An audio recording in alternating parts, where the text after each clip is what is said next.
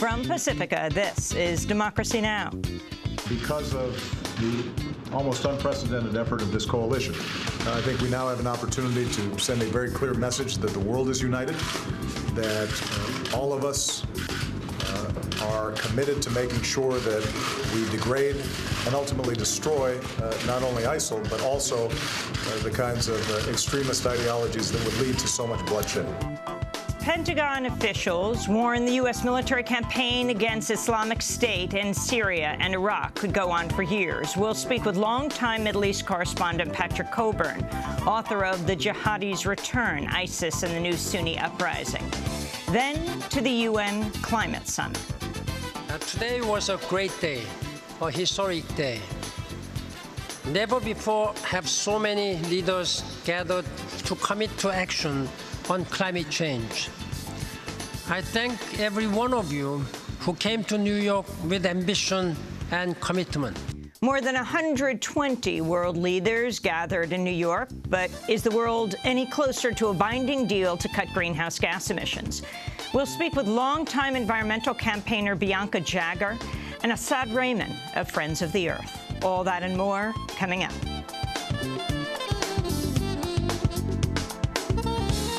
Welcome to Democracy Now!, democracynow.org, The War and Peace Report. I'm Amy Goodman. The U.S.-led bombing of Syria is intensified as Pentagon officials acknowledge a military mission that could take years. On Tuesday, American and other coalition forces launched over 200 strikes on Islamic State targets in Syria. Speaking from the White House, President Obama vowed to take the fight to ISIS. Once again, it must be clear to anyone who would plot against America and try to do Americans harm that we will not tolerate safe havens for terrorists who threaten our people. The overall effort will take time. There will be challenges ahead, but we're going to do what's necessary to take the fight to this terrorist group for the security of the country and the region and for the entire world. Later in the day, President Obama met with leaders of the Arab countries taking part in the strikes: Bahrain, Jordan, Saudi Arabia, the United Arab Emirates, and Qatar, on the sidelines of a UN climate summit in New York. I just want to say thank you to all of you. This is obviously not the end of an effort, but is rather a beginning. But I'm confident with the kind of partnership that's represented here that we'll be able to be successful. Despite talk of an international coalition, the New York Times reports the U.S. is carrying out the vast majority of airstrikes from its warplanes and naval carriers. In addition to targeting the Islamic State, the U.S. has launched attacks on the al-Qaeda-linked Khorasan group in Syria, saying it was nearing the execution phase of an attack on the U.S. or Europe, most likely an attempt to blow up a commercial plane in flight. Meanwhile, the Syrian al-Qaeda affiliate, the al-Nusra Front, says its leader, Abu Yusuf al-Turki, has been killed in the strikes. Activists on the ground also report the strikes have killed civilians in Raqqa. The first wave of strikes reportedly killed 30 people, mostly local residents. In Aleppo, another unconfirmed report says 11 people were killed, including 4 children. Video footage shows bodies being pulled from the rubble of a destroyed building. In the town of Kfar Daryan, a resident said the U.S.-led strikes had killed displaced civilians who'd fled the Assad regime. The military headquarters are far from the city, in the mountains. There are no military headquarters inside the city. All the people who were killed today were displaced civilians from Aleppo, fearing the bombs of Bashar al-Assad, the Syrian president. We'll have more on the strikes in Syria after headlines. World leaders have wrapped up a one-day United Nations summit on climate change with pledges to tackle global warming, but no binding commitments. On Tuesday, world leaders set goals including stopping tropical deforestation by 2030, improving food production, and increasing the number of electric cars on the roads. Yet no movement was made on how to slow global warming and keep the rise in ocean temperatures below 2 degrees Celsius. In his remarks, President Obama called for a global compact to fight climate change. 5 years ago, I pledged America would reduce our carbon emissions in the range of 17% below 2005 levels by the year 2020. America will meet that target. And by early next year, we will put forward our next emission target, reflecting our confidence in the ability of our technological entrepreneurs and scientific innovators to lead the way. So today I call on all major economies to do the same. For I believe, in the words of Dr. King, that there is such a thing as being too late. And for the sake of future generations, our generation must move toward a global compact to confront a changing climate while we still can. The gathering comes as part of talks ahead of a 200-nation summit in Paris in 2015, aimed at finalizing an agreement to reduce greenhouse gas emissions. We'll have more on this story later in the broadcast. A new warning says the Ebola outbreak in West Africa could reach as many as 21,000 people by the end of the month, a worst-case scenario from the Centers for Disease Control and Prevention. It says the epidemic could hit up to 1.4 million people by January 20th. A best-case scenario predicts the epidemic also almost wiped out by January, if drastic action is taken today. The CDC says there's likely now around 2.5 times as many cases as are being reported. Thousands of people have rallied in Tokyo to protest the Japanese government's plan to restart 2 nuclear power plants. The plants are among dozens slated for resumption after being shut down in the wake of the Fukushima disaster 3 years ago. Spain's abandoned plans to impose some of the harshest anti-choice restrictions in Europe. While Spain currently allows abortion up to 14 weeks, or 22 weeks in cases of fetal abnormalities, the new measure would have allowed abortions only when the pregnancy resulted from rape or posed a serious threat to the pregnant person's health.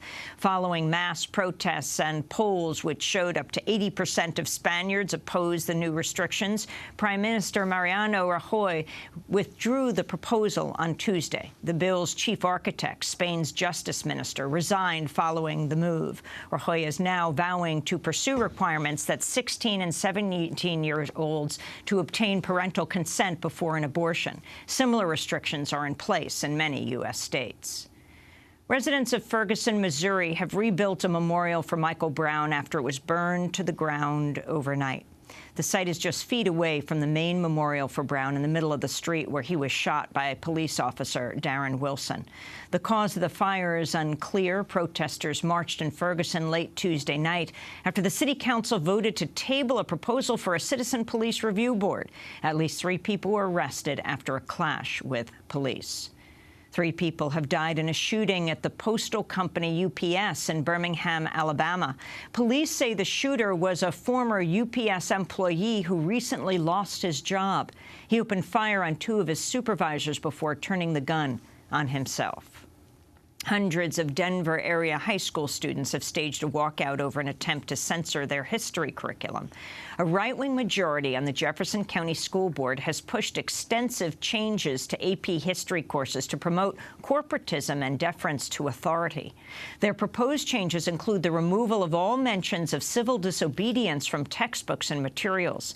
The student walkout on Tuesday followed a similar action by teachers that shut down 2 high schools for a day last week. Army whistleblower Chelsea Manning, previously known as Bradley, is suing the Pentagon for failing to treat her gender transition. A year ago, Manning announced she identified as a woman and planned to seek hormone replacement treatment. On Tuesday, the American Civil Liberties Union followed through on a vow to sue the Pentagon for denying gender transition medical care and failing to follow other protocols for treating gender dysphoria. The son-in-law of Osama bin Laden has been sentenced to life in prison following a conviction for conspiring to kill Americans. Suleiman Abu Ghaith is the most senior al-Qaeda member to be tried in a U.S. civilian court in the years since 9/11. During trial, Ghaith described meeting with bin Laden inside a cave in Afghanistan just hours after the attacks on the World Trade Center and Pentagon, but denied having prior knowledge. The court rejected testimony from alleged 9/11 plotter Khalid Sheikh Mohammed that Abu Ghaith had no role in al-Qaeda's violent operations. And New York City Mayor Bill de Blasio has voiced words of support for the climate activists arrested in Monday's mass protest in the heart of Wall Street. Over 100 people were detained as part of the Flood Wall Street action targeting the financial sector's role in the extractive industries fueling global warming. On Tuesday, Mayor de Blasio said the demonstrators called attention to an urgent issue. I can't say they're going too far. I think, first of all, the issue is one of tremendous urgency. And whenever you have an urgent issue, people utilize civil disobedience. It's not a new phenomenon. I thought clearly we had a situation where it was civil disobedience as it's supposed to be. First of all, I think the First Amendment is a little more important than traffic. The right of people to make their voices heard, regardless of their views, is a fundamental American value, and we'll protect that value. The headlines, this is Democracy Now!, democracynow.org, The War and Peace Report. I'm Amy Goodman. And I'm Nermeen Sheikh. Welcome to our listeners and viewers around the country and around the world. Pentagon officials are openly acknowledging that the military campaign in Syria and Iraq could take years to succeed. This comes as the latest round of airstrikes in Syria hit targets near the Turkish border, close to an area where tens of thousands of Kurds have fled to escape from militants tied to the Islamic State group. On Tuesday, President Obama made his first public remarks about the strikes inside Syria. And because of the almost unprecedented effort of this coalition, I think we now have an opportunity to send a very clear message that the world is united, that all of us are committed to making sure that we degrade and ultimately destroy not only ISIL, but also the kinds of extremist ideologies that would lead to so much bloodshed. This is not going to be something that is quick, and it's not something that is going to be easy. It will take time, and it's not only a military effort. President Obama also met on Tuesday with leaders from Saudi Arabia, Iraq, Bahrain, Qatar, and the United Arab Emirates in New York. Despite claims that the strikes targeted only militant sites, some residents of Idlib province in Syria said civilian areas had been hit. The military headquarters are far from the city, in the mountains. There are no military headquarters inside the city. All the people who were killed today were displaced civilians from Aleppo, fearing the bombs of Bashar al-Assad, the Syrian president. We go now to London, where we're joined by Patrick Coburn, Middle East correspondent for The Independent. I want to just say a few His new words book about is our called decision. The Jihadis Return, ISIS and the New Sunni Uprising. Patrick, welcome back to Democracy Now! So President Obama says we must degrade and destroy the Islamic State. Is this the new line in the sand? Do you see echoes of 2003? Is this going to deal with this violence in the Middle East, with this group and the related group, Khorasan? No, it's not. I mean, it's, as he said himself, it's going to take years, but I don't think it's going to work. You know, the first day of bombings like this, or bombardments, are usually the best. And there are pictures on television of large buildings being blown up, and it all looks very effective. But usually the buildings have nobody in them. Remember that this didn't work when the US had 150,000 soldiers in Iraq in 2006 and 2007. So I doubt if it's going to work now. It's going to make it more difficult for the Islamic State to put its gunmen into convoys and launch blitzkrieg attacks on bases and on towns. But otherwise, it's not going to have a decisive effect. And you can see that in Iraq, where they've been bombing since the beginning of August, and ISIS, the Islamic State, is still on the offensive. Will it have a recruiting effect? Yes. I think they're probably not short of recruits anyway. They've, you know, in Iraq and Syria, you have a vast body of unemployed, bitter young men who will look to the Islamic State as somebody who will employ them, somebody who shows religious leadership. So I don't think that they'll have any problem with recruitment. And Patrick Coburn, one of the things that's quite striking about what's occurred in Syria since the strikes began is that they're targeting a group, Khorasan, which Obama never mentioned. The focus of the administration has consistently been the Islamic State or ISIS or ISIL. But the first that we heard of Khorasan was yesterday. Could you explain who this group is and why it is that they are said to constitute a threat to the United States? An argument that has not been made with as much specificity about ISIS. Well, I think that it is a bit mysterious, this group. One's a little suspicious that the administration, those who are carrying out the bombing, may want to say to its audience in America that here are people we're attacking who are about to attack you in the homeland, which ISIS didn't show much sign of doing. So that might be one reason why this obscure group is suddenly given such publicity.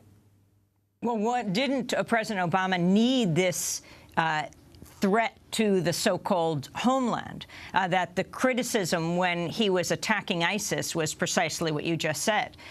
While it might be threatening people there and the region overall, that wasn't the justification. And again, following up on that question, who is Khorasan? Who is this group that they're calling the al-Qaeda All-Stars? Well, they remain obscure. And also al-Qaeda is kind of a back number. You know, for years the administration has going on about al-Qaeda core, al-Qaeda central in the mountains of Pakistan, as if this was an influential group, and they'd announced great victories over them. Killing bin Laden was one, but also killing officers of this tiny group, also in Yemen. But all the time, a much larger group, larger by factors of several hundred, was growing up in Iraq and Syria, which is the Islamic state of Iraq and the Levant. So I think they still rather yearn to connect the jihadi movement to the old al-Qaeda, which was pretty small, just had a few camps, and avoid the much more serious question of confronting the Islamic State, which controls an area larger than Britain with 5 or 6 million people in it. So I think it's a diversionary and an attempt really to show that ISIS is a direct threat to the homeland.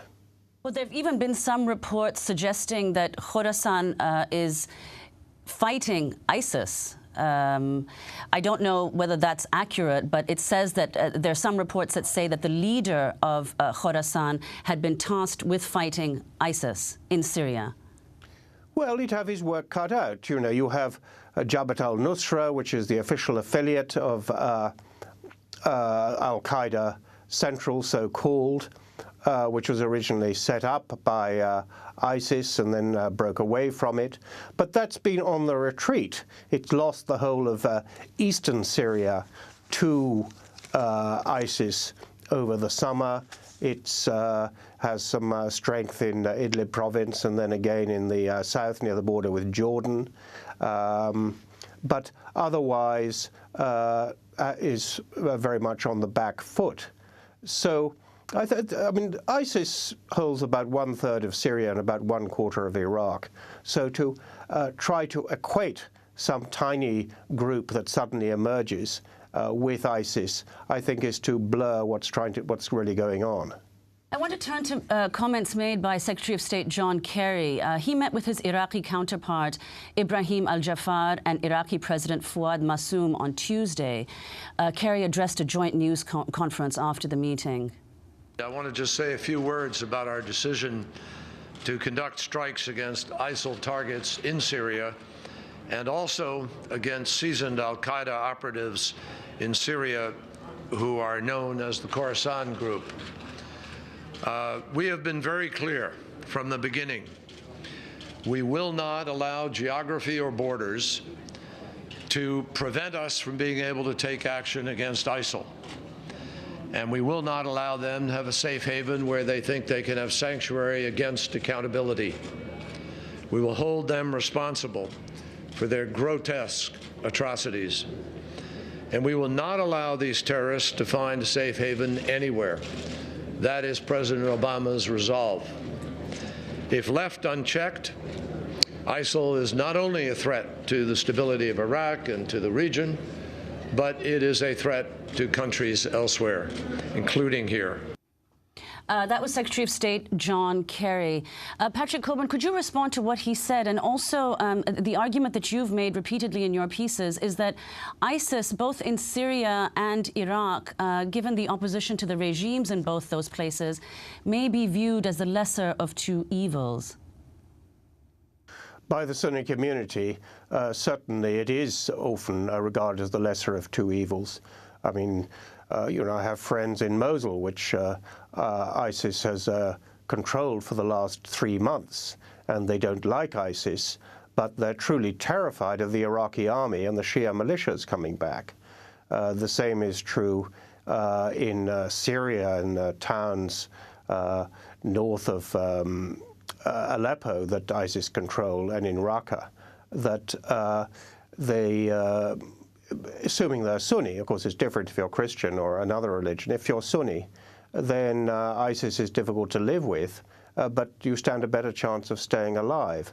And I think that the whole sort of strategy, which has been to try to separate part at least of the Sunni community from ISIS by getting the tribes on to revolt and so forth, I think just isn't going to work. It worked in 2007 in Iraq to a degree, but I don't think it'll work now. ISIS is too big, too violent, and is expecting a stab in the back.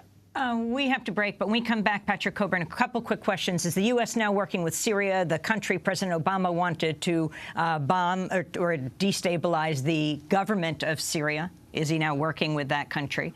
And also, what about the allies that the U.S. says they are working with, the Arab countries? What are they doing in these airstrikes? Patrick Cockburn's Middle East correspondent for The Independent. His new book, The Jihadis Return, ISIS and the New Sunni Uprising. Stay with us.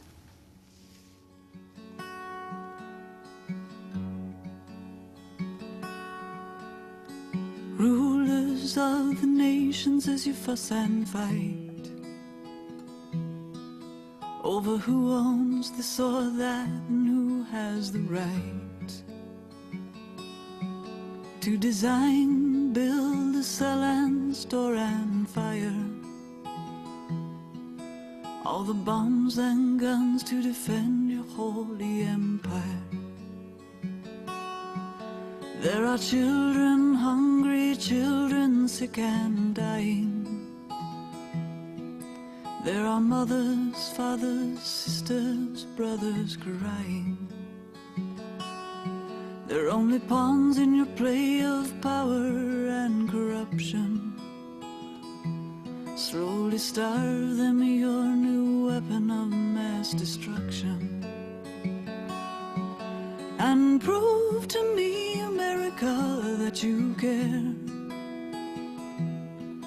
And prove to me, America, you're aware. Who's dying for your freedom in this land? Who pays the cost for the liberties you demand?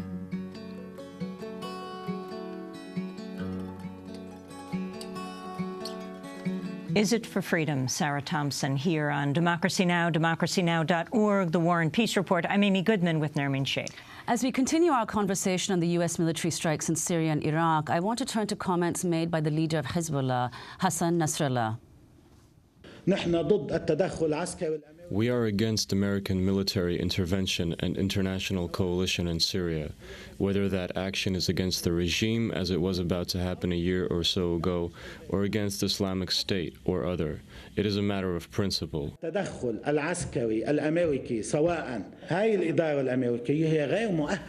This American administration is not ethically qualified to present itself as a fighter of terrorism or as a leader of an international coalition targeting terrorism. It has nothing to do with fighting terrorism. It has other motivations.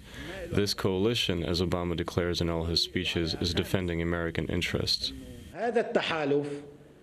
كما يعلن أوباما في كل خطاباته هو جاي ليدافع عن المصالح الأمريكية. That was Hezbollah leader Hassan Nasrallah. Patrick Cockburn, could you respond to what he said, and also the suggestion that you've made in a recent piece that any prolonged air campaign in Syria by the U.S. and its allies will have to rely on those fighting ISIS on the ground, among them Hezbollah? Yes, it's a very messy situation because there's no doubt those who are fighting ISIS in Syria are the Syrian army, Hezbollah, the Syrian Kurds, whose parent organization is labeled as a terrorist by the US and the European Union. So if the US and others are bombing ISIS and trying to degrade, as they say, ISIS, they're obviously helping these groups. Also, at a certain point, if there's a battle between these two groups, between, say, the Syrian army and ISIS, is the US going to not do anything, or is it going to effectively engage on the side of the Syrian government? So this is an extraordinarily messy situation. I think that Hezbollah is clearly and the Syrian government is very suspicious and wary of what is happening, because if the US can unilaterally bomb Syria against ISIS, it could bomb Syria against them. So they're worried about the precedent that's been set, even though they may be pleased that the US is attacking their main enemy. And is the U.S. working with President Assad right now, the president of Syria, who President Obama was going to attack last year? We know that they gave them warning ahead of time of these bombings. Yeah, it becomes sort of, it's very weird. They keep on saying we're not doing that, but of course governments hate announcing a U-turn. But effectively they have U-turned because they wanted Assad out. They said this was their priority.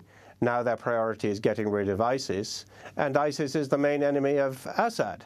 So, ISIS and Jabhat al-Nusra dominate the Syrian opposition. So they are effectively assisting Assad in a very significant way, though they don't want to admit this. And the Arab countries they're working with right now, that they say this kind of coalition of the willing that they have, Saudi Arabia and Qatar, United Arab Emirates and Jordan. In fact, what are they doing? Are they engaging in these strikes? Is the U.S. succeeding in getting Saudi Arabia not to fund ISIS?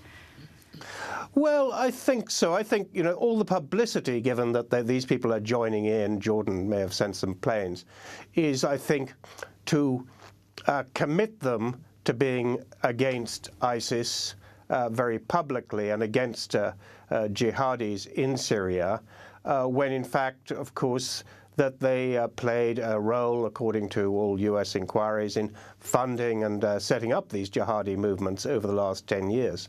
However, I do think that they're genuinely frightened of ISIS because although they may have had a role in establishing it originally, or the circumstances in which it grew, it's rather a Frankenstein monster that they don't control.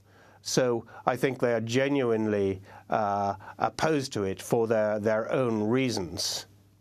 Do you think it's possible, Patrick Cockburn, as some reports have suggested, that in focusing exclusively on these extremist groups and militant groups in Syria and not on the Assad regime, the moderate rebel groups that the U.S. is supporting may actually be weakened? Well, these moderate groups are a bit difficult to find on the map. And it's also a question of how moderate are they. There are supposedly going to be 5,000 moderates that are to go to Saudi Arabia to be trained after they've been vetted to show that they are not jihadis. But, they're not a significant force. I think there's a sort of pretense that there's a third force in Syria which could supposedly fight both the Assad government and ISIS simultaneously, but it doesn't really exist. It's a political convenience, but really nothing more. I wanted to turn to Medea Benjamin for a moment. On Tuesday, Democracy Now! Spoke to her, the founder of Code Pink. She questioned the timing of the strikes on Syria. Well, isn't it sad, Amy, that the day that the world should be coming together to say, how do we address the climate chaos that can really destroy our entire planet, instead the eyes will now be on the U.S. bombing campaign in Syria. That was Medea Benjamin. Your thoughts, Patrick Coburn? Well, I think that I doubt it, really. I think that they were always going to do it because, as the Chief of Staff, the U.S. Chief of Staff said, you know, it was absurd to bomb ISIS in Iraq and not in Syria, since they could just disappear across the border and launch offensives there. Secondly, the ritual murder of U.S. journalists and a British aid worker, obviously they felt they had to respond to that. So I think that there's probably a simpler explanation as to why they did it now. One of the problems, before we conclude, Patrick Coburn, has to do with the anxieties that the Sunni population in both Iraq and Syria feel regarding the Shia governments. To what extent is Iraq's new government under Prime Minister Haider al-Abadi less sectarian than Nouri al-Maliki's? It's led sort of vigorously and aggressively sectarian as Maliki's government was. But, you know, will this trickle down to the front line? If I'm a Sunni young man in some Sunni village or town outside Fallujah or Mosul, and I'm picked up by the army or by Shia militias, what are my chances of staying alive? What are my chances of not being tortured? Unless it affects that, it's really not going to change the attitude of the Sunni community in Iraq. And I think that the sort of Sunni leaders who have joined this government, they don't have much clout within their community. They can't really go back to their own cities or towns in any safety. Is President Obama doing just what ISIS asked for, to attack, to engage? I don't think he's necessarily fallen into a trap doing that. It's difficult to know how far how sophisticated politically ISIS is. After all, it's a movement which believes it's inspired by God. It attributes its victories over the summer to a divine intervention on its behalf. So it may have overplayed its hand.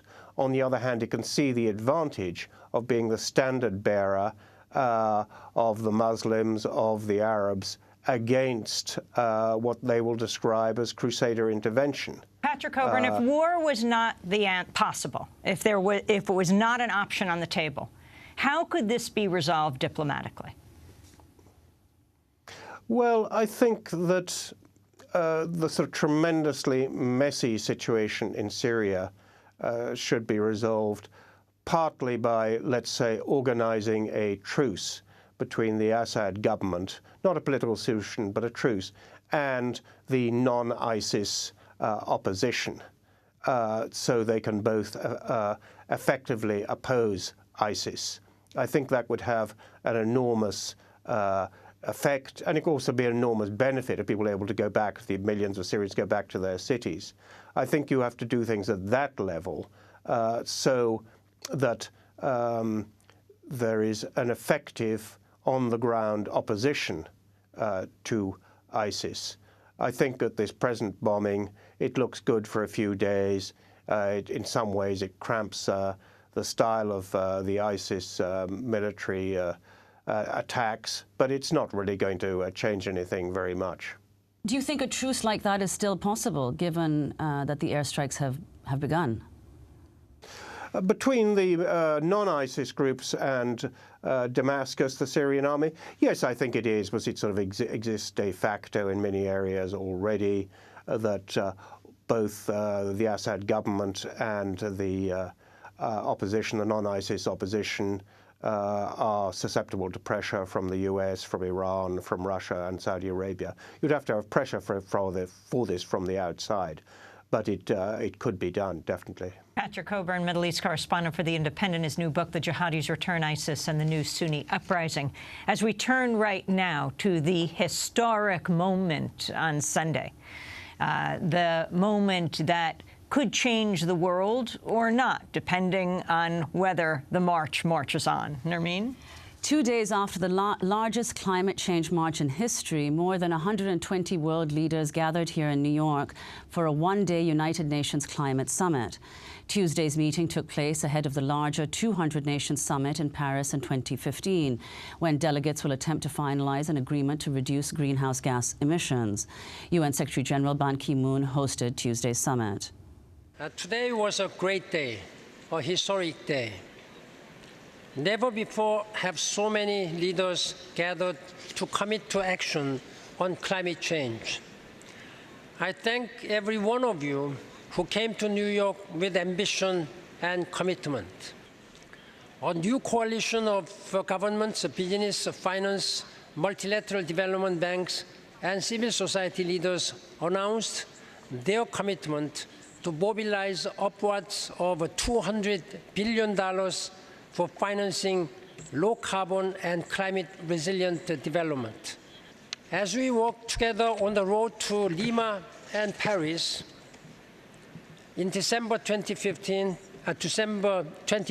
and 2015, let us look back on today as the day we decided, as a human family, to put our house in order, to make it livable for future generations.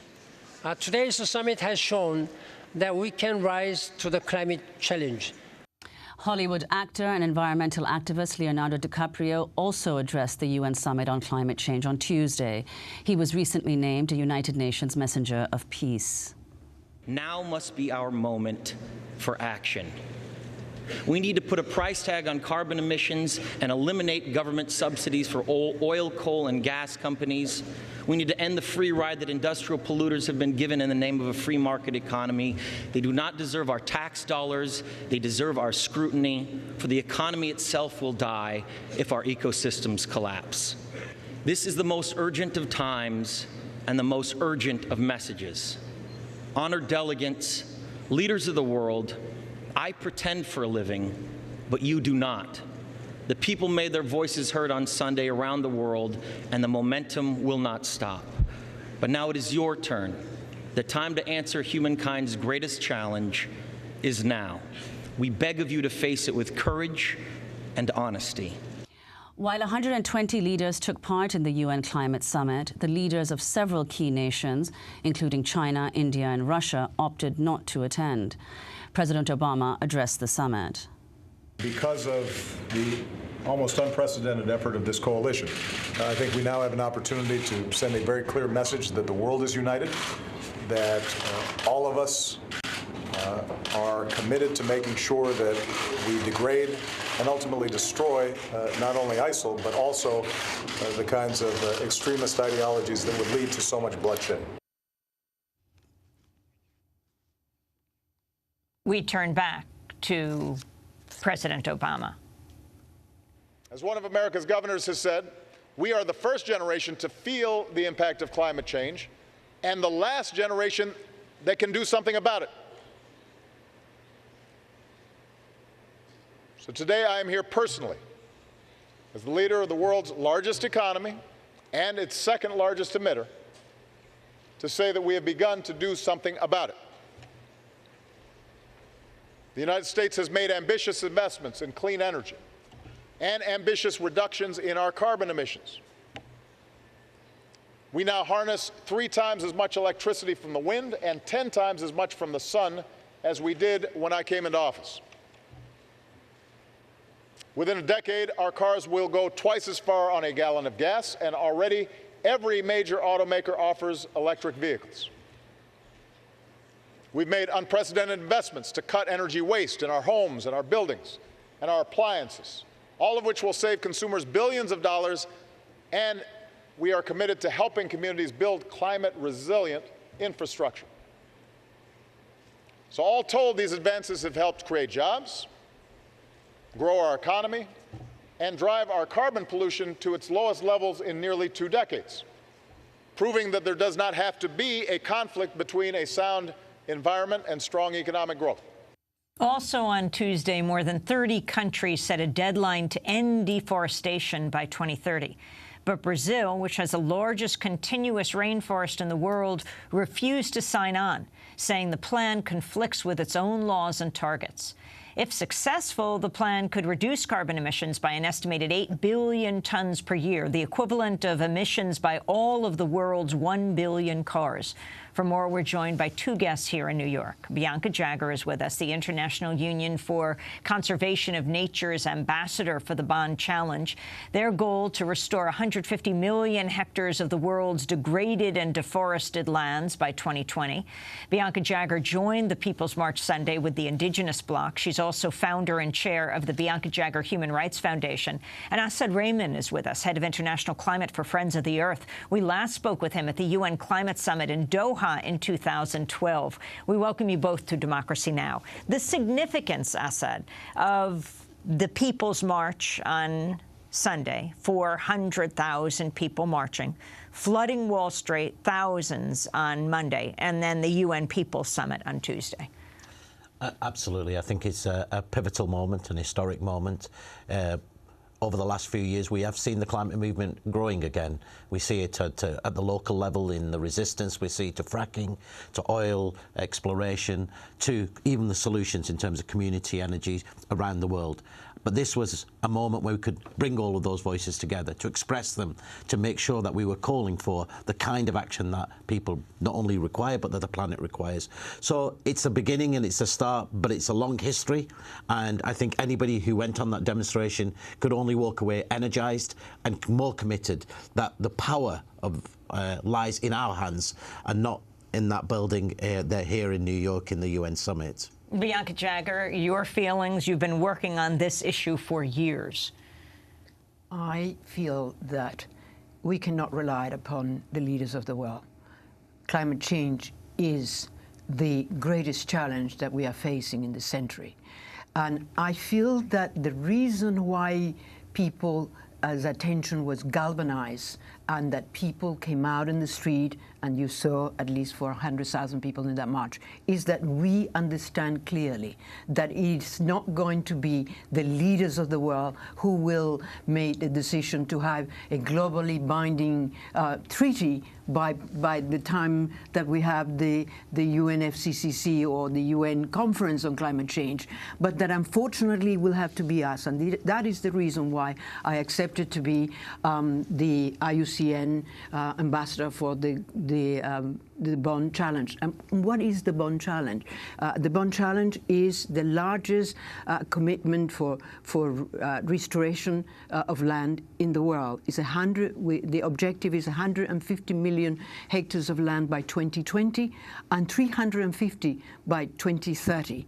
So what is the difference between reforestation and restoration? Is that restoration includes and is and works together with communities, and it is to improve the livelihood, to improve security, to improve water, to improve. So each one of those communities and those different countries will have a say as to it is. And what we did is that in Brazil at the Rio +20, we had 20 million hectares that were pledged. Among those were 15 by the U.S., and President Obama spoke about it in his speech yesterday. But yesterday we have countries like the Congo, Niger, Colombia, Ethiopia, Guatemala, and Uganda, and it amounted to 35 million hectares of land that they had pledged to restore. That comes to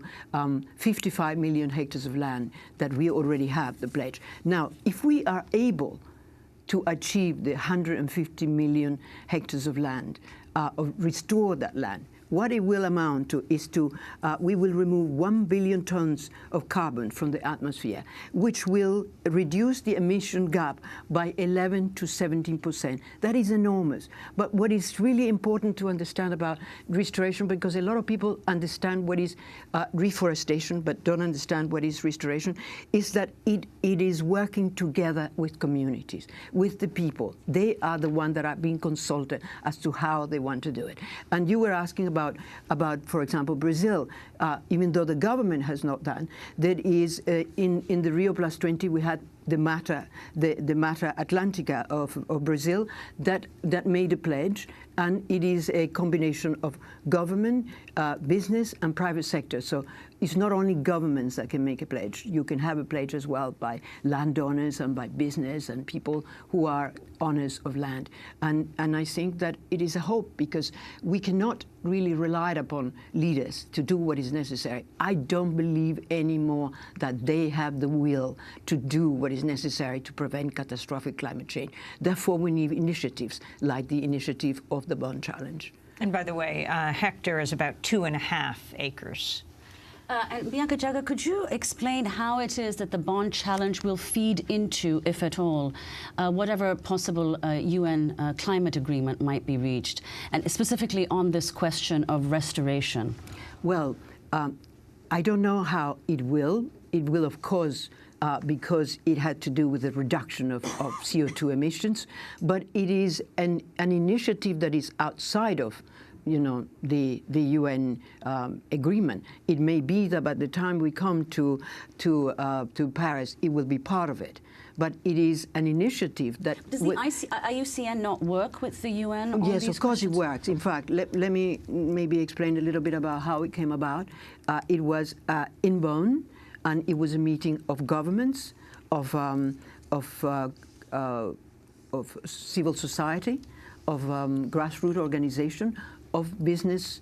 Together came up with the idea that it was important to have the Bond Challenge to restore 150 million hectares of land. Of course, there is, it's always working with the UN, but I don't know if this will be part of the treaty on all the negotiations that we will have in the UN. We're going to break and then come back to this discussion, also talk about the issue of fracking, a concern of people all over the United States. Prime Minister Cameron had words about fracking, certainly not against it, as President Obama has spoken in the past. Our guests are Bianca Jagger, who is the International Union for Conservation of Nature's ambassador for the Bond Challenge, as well as Asad Rehman, who is head of the International Climate for Friends of the Earth. There's also controversy around whether Friends of the Earth has changed its position on nuclear power, and we want to ask him about that. Stay with us. Ground beneath my feet, I know what's made for me. There is no anyone's place where I belong. My spirit is to be free, and so now everyone will see life was made for us to be what we want to be. And this is your world. It's yours and yours and yours. What's not meant for me is your world. But you don't have to be lonely, 'cause in your world you are truly free. The thoughts that fill my mind are a very special kind, because they're home to me and me alone. And then I realize that we all have a home inside that was meant for us to be what we want to be. It's Your World by Gil Scott-Heron here on Democracy Now!, democracynow.org, The War and Peace Report. I'm Amy Goodman with Nermin Sheikh. As we continue our coverage of the UN Climate Summit, we turn to British Prime Minister David Cameron, who spoke on Tuesday. We have created the world's first Climate Change Act, and as Prime Minister, I pledge that the government I lead would be the greenest government ever. And I believe we've kept that promise. We've more than doubled our capacity in renewable electricity in the last 4 years alone. We now have enough solar power to power almost 1 million UK homes.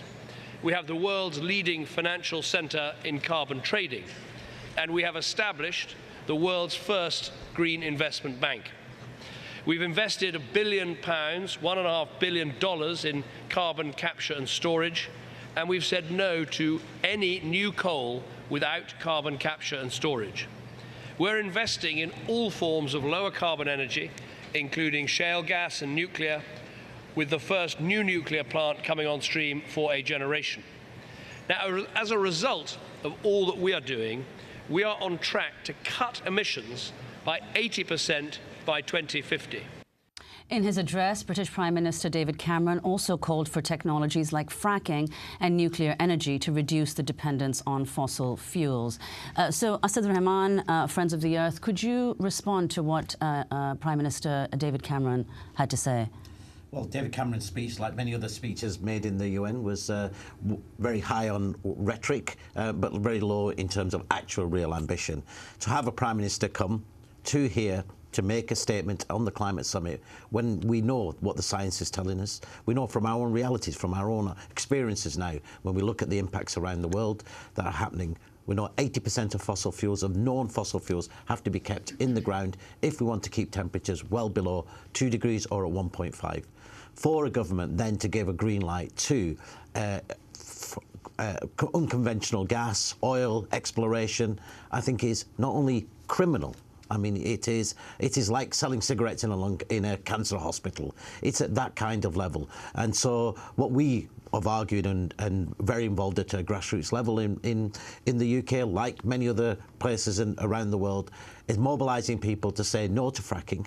It's a false solution. What we really need is investment in clean, renewable energy. Community energy, we need to harness our solar, our wind and our tides. And we can both be much more efficient, we can transform our energy sector, and we need to transform that energy sector now within the next 10 to 15 years. Having never goals in 2050 will do nothing to tackle the climate crisis, and in fact will lead to definitely a breaching of the 2-degree target.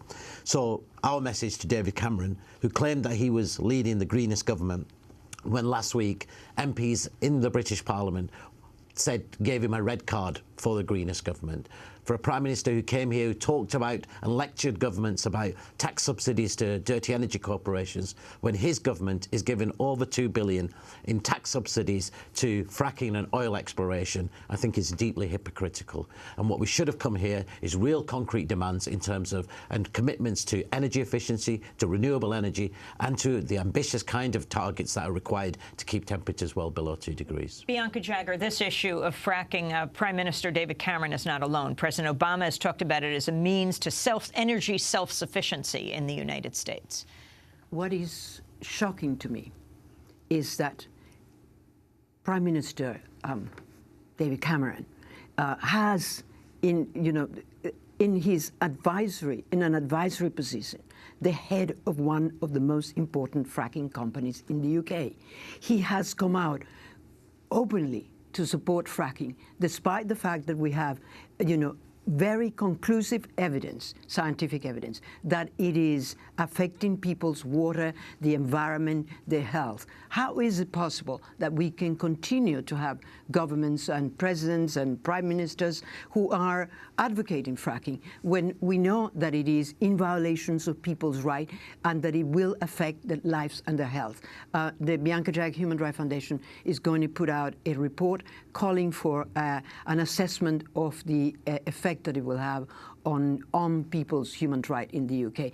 And what I want to say is, the other night I heard an empowering speech by Al Gore about the need, the fact that we need to embark, and this is my word, upon a renewable energy revolution. The time has come for us to move away from fossil fuels, from coal, and from nuclear power. And all this rubbish about carbon storage and all the funds that the UK government have spent in trying to find carbon storage for coal. We know so far that it hasn't worked. Why hasn't he put all that money into renewable energy is the question that I have for David Cameron. He is an embarrassment, and this is not going to be one of the great greenest government as he pretends. Bianca mentioned nuclear. The BBC recently made news when it said Friends of the Earth has dropped its opposition to nuclear power in a major policy shift. Friends of the Earth said that's not true. Asad Rehman, you're with FOE. What's going on? Let me say categorically that Friends of the Earth opposes nuclear power. We as an environmental organisation, an environmental justice organisation with a long and proud tradition of being involved in the anti-nuclear movement, have always said that we base our positions on robust policy and we always re-examine all of our policies in light of the planetary emergency. And what we did an analysis, and we came out and said, absolutely on every single ground, whether it's on health, on safety, on pollution, and also on cost, and on is it an actual solution in terms of the time frame that we've got? Well, it actually says no. The amount of billions that you need to subsidise the nuclear industry, the time it takes to build nuclear, even if you could deal with all of the other issues about the nuclear waste, the health issues, the pollution issues, it's still a no-goer. What is much better, it's cleaner, it's safer, it's better, is to invest in renewable energy. Energy that ordinary people can own. And that's why, you know, out of this demonstration, I think what was very clear in terms of the demonstration on Sunday, all around the world, where people were saying no to dirty energy, yes to community power. They're saying yes to the right to food, no to some of the proposals that have been put in terms of attacking the right to food. And they're talking about justice in terms of the impacts for people, like the people who've suffered here in New York in terms of Hurricane Sandy, or in the Philippines, but also justice for the people in terms of just transition, good, clean jobs that are required. All of those voices are coming together in the coming months over a week of action between October 10th and 18th around the world, saying we are calling for no to dirty energy, a Reclaim Power Week. And that, I think, is, as Bianca said, is where the next part of this movement is going. Back onto the ground, back building, and making sure that our leaders, when they come here, actually come here with concrete proposals, concrete commitments that actually train the trajectory away and ensure that we actually have the real climate solutions. Because at the moment, we heard a lot of hot air at the United Nations over the last day, and very little in terms of real commitment. That contributed to global warming, the hot air? I think it did, because what it does is it creates an illusion that those governments are actually taking action, where what they're doing is delaying and delaying. It's like Nero fiddling while Rome is burning. Some countries, if I may say, some countries are willing and came up with some pledges that were important during the summit. But countries such as the UK, the US, and the pledge that President Obama did is nothing. It cannot in any way keep the climate change increase by 2 degrees. That is the most important sign. The World Bank issued a very important report at the last COP that was Turn Down the Heat. And in this report, they talked about the possibility of an increase by 3 to 4 degrees by the end of the century. That is what we are facing. That is the reality that we have to confront, and that these presidents and prime ministers and world leaders are not confronting. And that's what I feel, that the time has come to give power to the people. And we need to be empowered to understand that it's up to us to avoid catastrophic climate change. Your home country, Bianca, is Nicaragua. Asad, your home country, though you live in Britain, is Pakistan. In 20 seconds, what's happening in Pakistan as a result of climate change? Well, at this very moment, large sections of Pakistan, in Kashmir, in Indian Kashmir, and in Pakistan part of Kashmir, are huge floods. Over the last couple of years, 30% of Pakistan was underwater. We're seeing a huge increase in temperature. We're seeing threats in terms of agricultural output, and we're seeing the adverse weather impacts that are happening that are devastating people's lives and livelihoods. It is a very, very clear example that climate is happening, that we need the kind of action, and that there are real energy solutions are out there. And Bianca Jagger, Nicaragua. Well, Nicaragua, of course, is suffering as well from climate change. But if I may just mention, President Daniel Ortega has a plan to build a canal across Nicaragua, which will be an environmental crime, which will cause a terrible impact, an irreversible impact on the environment, and that will affect communities and indigenous peoples, because they will try to confiscate or to pay for that land. And it's something that I am fighting against in Nicaragua. We want to thank you for being with us. Of course, this conversation continues. Bianca Jagger, International Union for Conservation of Nature's ambassador for the Bond Challenge. Their goal to restore 150 million hectares of the world's degraded and deforested lands by 2020. Also, Asad Rehman, thanks so much for being with us, head of International Climate for Friends of the Earth. And if you want to see our 3-hour exclusive live coverage from the People's Climate March Sunday, go to democracynow.org. Democracy Now! Produced by Mike Burke, Renee Fazar, Martin Nermin Sheikh. I'm Amy Goodman with Nermin Sheikh. Thanks for joining us.